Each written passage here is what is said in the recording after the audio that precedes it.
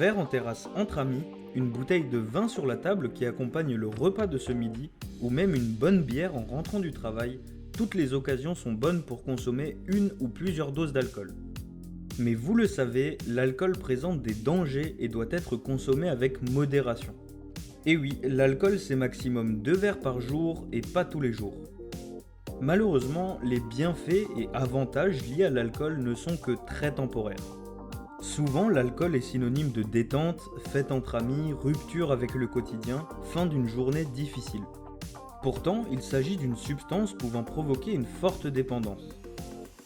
Boire simplement de petites doses mais de manière régulière va créer chez le consommateur une habitude, un réflexe, on boit sans y penser. Même si le consommateur n'atteint pas l'état d'ivresse, c'est là que se crée une addiction à l'alcool, autrement dit, un besoin, une nécessité de boire.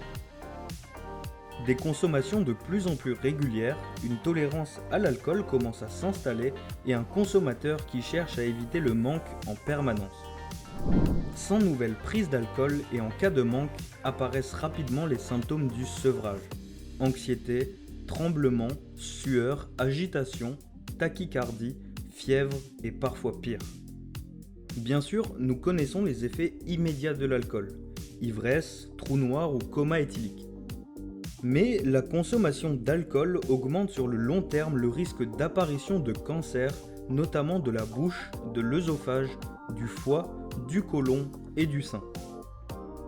L'alcool élève la pression artérielle et augmente le risque d'hypertension, d'hémorragie cérébrale et peut entraîner des troubles cardiaques. Des troubles du foie comme la cirrhose, une maladie chronique et irréversible, des effets plus que néfastes sur le cerveau et une dégradation de la santé mentale apparaîtront. Les effets néfastes d'une consommation régulière d'alcool sont nombreux, sans compter les risques liés à la route, liés à la grossesse ou au comportement du consommateur qui peut devenir agressif et dangereux pour son entourage. Ça y est, vous avez décidé de passer le cap, de réduire votre consommation ou d'arrêter de boire complètement. C'est une excellente nouvelle. Même s'il est possible de maîtriser sa consommation seul, il est préférable de s'entourer et d'en parler. Souvent, les consommateurs ont honte de leur dépendance et préfèrent rester seuls face à ce problème. Non, n'ayez pas honte, ne restez pas seul. Faites-vous aider en vous faisant accompagner par votre médecin traitant, votre famille, vos amis ou même vos collègues.